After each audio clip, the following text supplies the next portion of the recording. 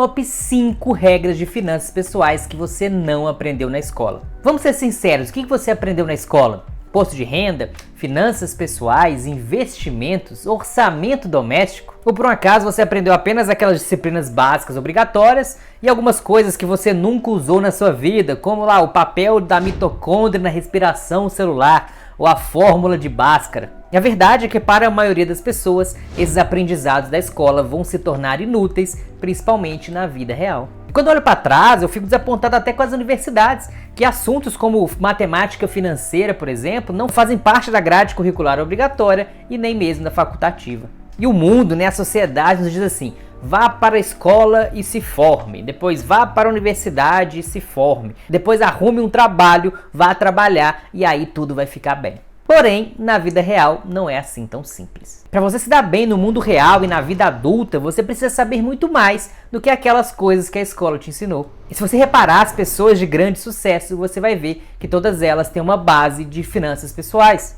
Porque as pessoas que não têm essa base, por mais que possam ganhar algum dinheiro, esse dinheiro não fica com elas, ela acaba perdendo tudo. É verdade. Então essas 5 regras que eu vou contar aqui são importantíssimas para você ter sucesso na vida.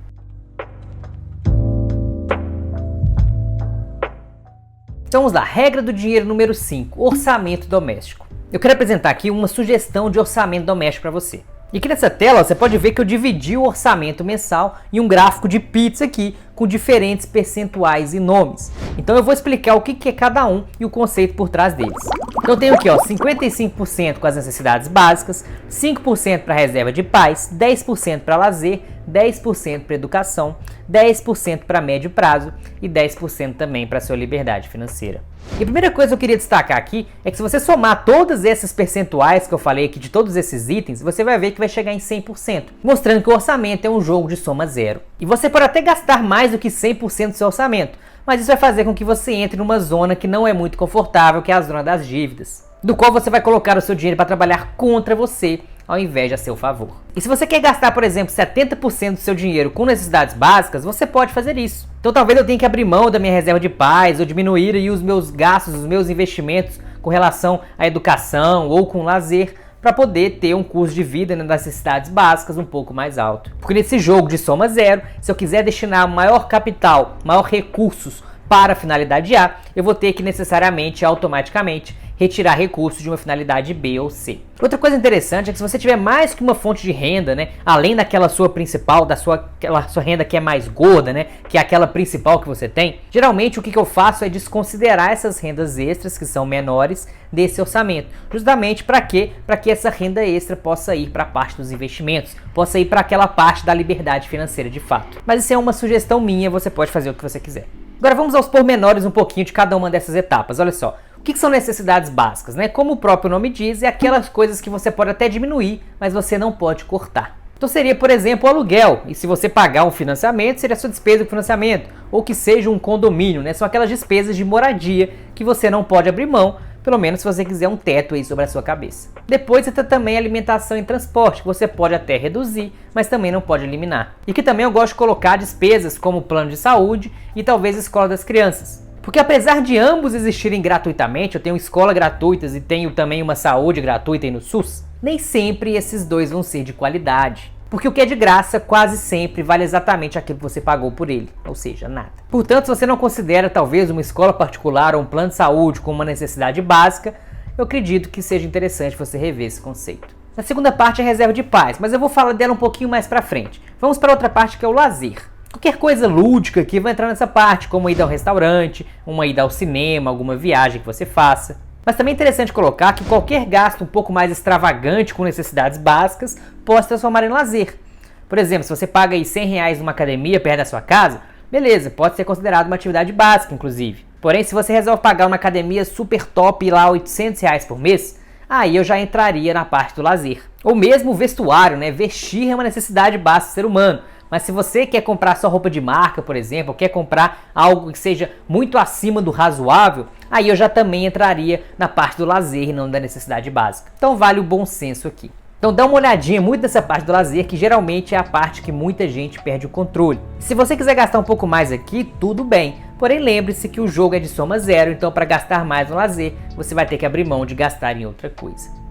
É verdade! Com educação, eu diria que é qualquer gasto que você tem com a aquisição de conhecimento. A gente poderia até falar que gastar com educação não é gasto, né? É investimento. Porque a cada R$1 que você gasta em educação, podem voltar muitos reais para você no futuro. E isso é de certa maneira verdade, apesar de não ter nenhuma garantia que isso vai acontecer. Porém, né, boa parte dos investimentos também não há garantia que vai dar certo no futuro. Mas eu diria que na parte da educação, no mínimo o saldo é positivo, pois o conhecimento vai ser sempre seu. E talvez você até tenha gasto algum dinheiro com uma faculdade particular, ou talvez com livros que você não leu, ou que você não usufruiu tanto, e possa ter sido aí um desperdício de dinheiro. Porém, se você fizer vários desses investimentos ao longo da sua vida na educação, é bem provável que a maioria deles, ou que boa parte deles, te traga um retorno positivo.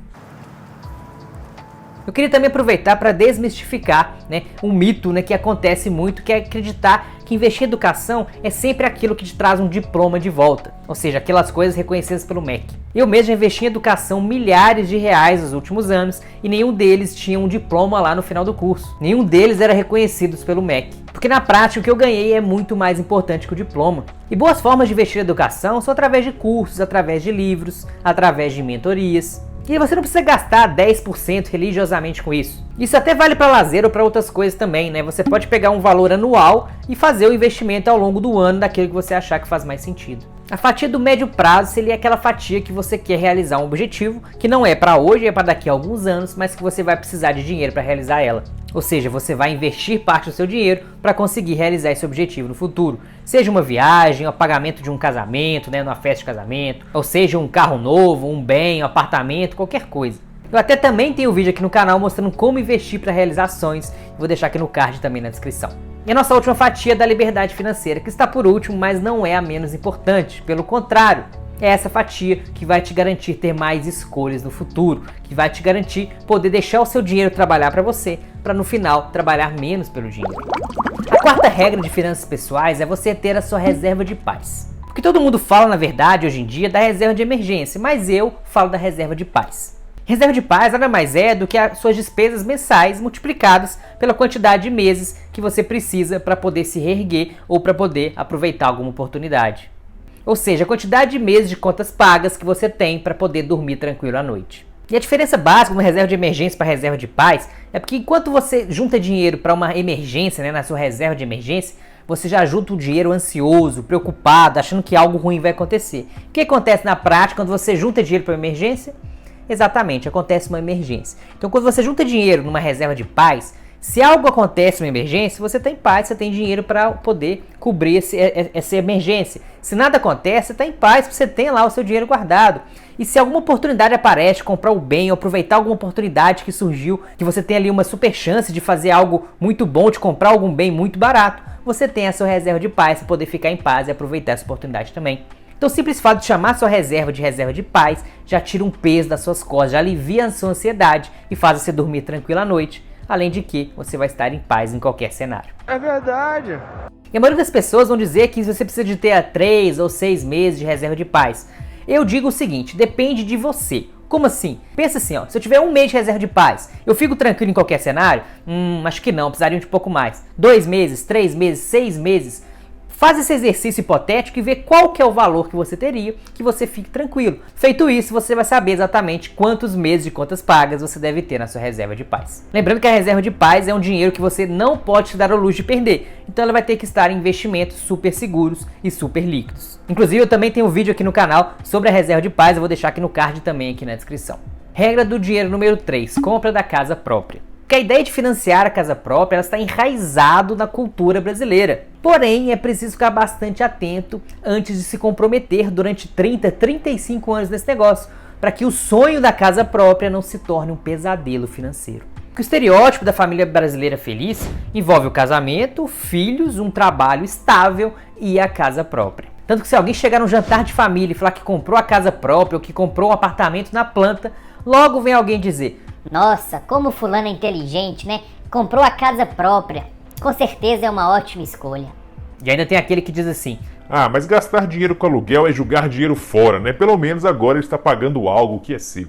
E vamos direto ao ponto, a casa própria só é sua quando você terminar de pagar o financiamento. Até lá ela é do banco e ele pode tomar ela se você parar de pagar. Inclusive, se você tiver um financiamento da casa própria hoje, que você ainda tem 20, 30, 35 anos para pagar, recomendo assistir esse vídeo que eu vou deixar aqui no card e também aqui na descrição, que é como você vai quitar esse financiamento 10 vezes mais rápido. Agora, nesse vídeo aqui, eu não quero entrar no aspecto psicológico da coisa, de que a casa própria é o sonho, de que realmente você quer aquilo ali porque você sente que é aquilo que você precisa. Eu quero entrar na parte prática da coisa, do quanto vale a pena ou não, e como fazer na prática para esse sonho não se tornar um pesadelo. Geralmente, a compra de uma casa, de um apartamento, envolve um valor mais alto. Então, o que as pessoas fazem, elas vão financiar, e vão financiar geralmente em 30, 35 anos. Parcelas a perder de vista, justamente porque você consegue pagar um valor menor aí na parcela. Só que quanto mais longo é esse financiamento, mais caro você paga de juros. Geralmente, você vai pagar de 2 a 3 vezes o valor de imóvel somente em juros. Ou seja, vai comprar um apartamento, por exemplo, de 500 mil reais. Você vai dar uma entrada geralmente de 20% na casa dos 100 mil. Então, o custo total desse financiamento, eu fiz uma simulação para saber aqui, vai ficar cerca de 1.550.000 reais. E esse mesmo apartamento, talvez se você fosse alugar ele, poderia custar cerca de 2 mil reais o aluguel por mês. Então, se você pegasse 100 mil reais de entrada, investisse eles, mais a diferença entre o que você paga de financiamento e esses 2 mil de aluguel, você teria no final desses 35 anos cerca de 3.600.000 reais. E aqui eu estou colocando um juros de poupança, que é 0,5% ao mês, ou seja, um juros ridículo. Ou seja, com 20 anos você já teria 1,2 milhão de reais. E aí você poderia comprar um apartamento melhor, mais novo e 15 anos antes. E nesses primeiros 20 anos você morou nesse mesmo apartamento, só que de aluguel. Claro que vai ter inflação também, mas eu já estou sendo muito conservador considerando o rendimento de poupança. E se você já acompanha aqui o canal, se você está inscrito aqui, com certeza você já viu outros vídeos e você já tem essa carteira blindada, você já investe muito melhor do que deixar o dinheiro na poupança. Então com certeza você conseguiria bater isso fácil. Então sempre lembre-se que é muito melhor você ter os juros compostos a seu favor do que contra você.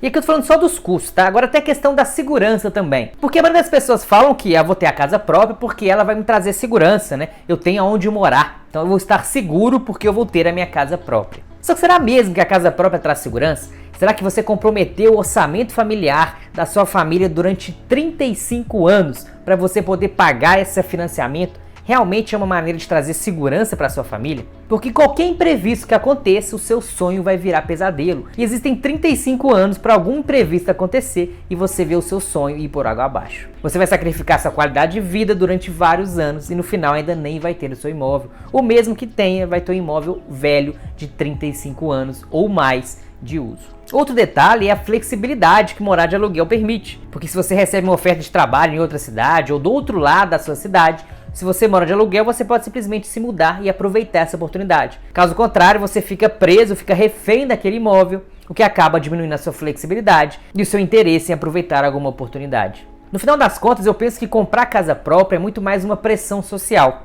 Porque você será elogiado pelos amigos, pela família, se você tomar uma decisão ruim de rasgar dinheiro pagando juros e financiando a sua casa própria. Da mesma forma que você será criticado se você morar de aluguel e investir o dinheiro, investir a diferença desse valor e conseguir cuidar muito melhor do seu dinheiro, tendo mais paz e qualidade de vida.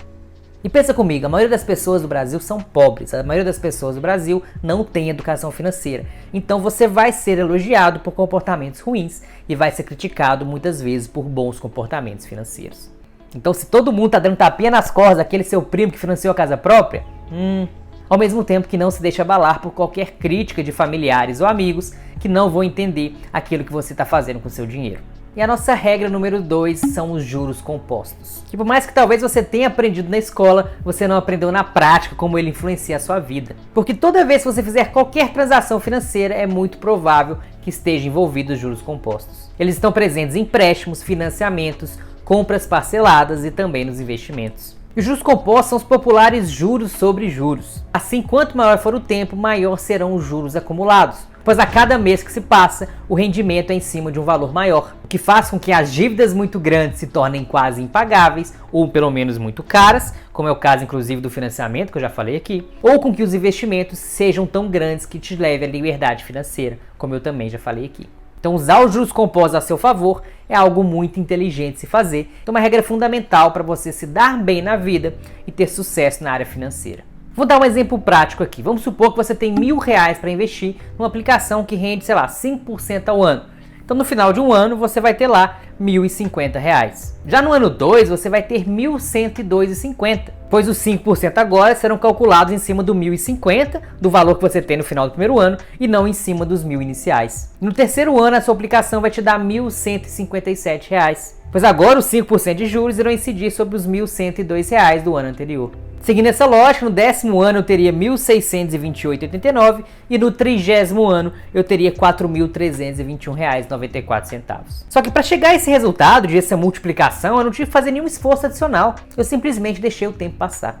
Basta aplicar o dinheiro e deixar os juros compostos fazer o seu trabalho. Só que se uma quantia pequena dessa, com R$ 1.000, uma taxa pequena também de 5% ao ano, já te dão algum retorno, imagina se eu investir valores maiores. Se eu investisse R$ 5.000 agora, a mesma taxa lá abaixo de 5% ao ano, por exemplo. Em 5 anos, R$ 6.381. Em 10 anos, R$ 8.144. Em 20 anos, R$ 13.266. E em 30 anos, R$ 21.609. Agora imagina que eu invista R$ 10.000 à mesma taxa de 5%. No final do primeiro ano, eu teria R$ 10.500. No final dos 5 anos, eu teria R$ 12.760.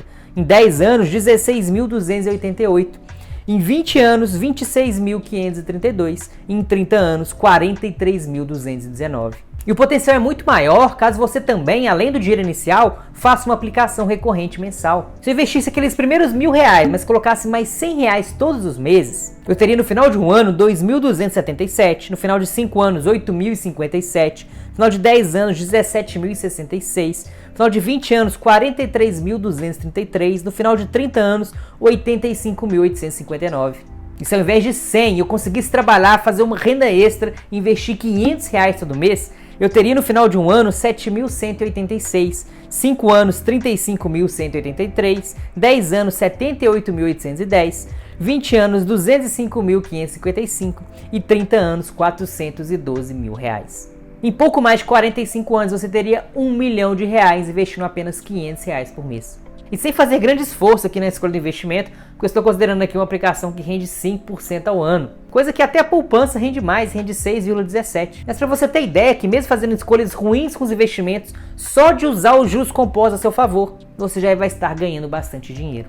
E claro, para quem já é inscrito aqui nesse canal, já sabe que aqui nesse canal tem várias oportunidades de você investir com segurança, com liquidez, investimentos que vão te render muito mais do que 5%, né? Hoje a taxa Selic, por exemplo, está em 13,75%. Você consegue investir ganhando isso por ano. Então se você não é inscrito e quer ganhar dinheiro nos juros compostos, eu recomendo que você se inscreva aqui nesse canal. Inclusive, aqui nesse canal eu tenho uma playlist completa sobre a regra número 1, que são os impostos e taxas. E aqui eu nem quero falar tanto da parte dos investimentos, eu quero falar nesse vídeo mais da parte dos seus ganhos mensais mesmo, né, do seu salário. Porque se eu te perguntasse quanto você ganha hoje, será que você responderia a resposta correta? Pelas diversas mentorias e consultorias que eu já fiz, quando eu faço essa pergunta para as pessoas, elas não sabem responder, ou na verdade elas respondem errado. Porque geralmente elas me respondem o salário bruto delas, ou seja, aquele dinheiro que está lá na carteira de trabalho dela, que é o valor que ela ganha de salário. Porém, na prática, aquilo que cai na sua conta não é o que está na sua carteira de trabalho.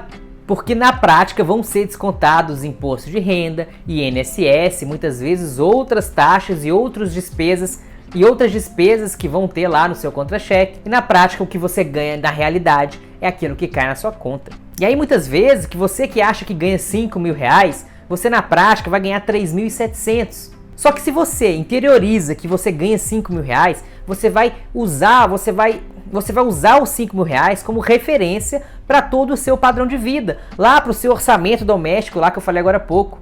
Sendo que na prática você só teria R$3.700 para poder gastar. Então você acaba gastando mais daquilo que você podia, passando lá do 100% e acaba fazendo dívidas. Por isso muitas vezes que a maioria das pessoas tem aquela sensação de que precisaria ganhar mais, de que o dinheiro não está dando para pagar as contas. E às vezes é simplesmente pelo fato de que ela está usando a referência de quanto ela ganha da maneira errada. Está usando o valor bruto ao invés de usar o valor líquido.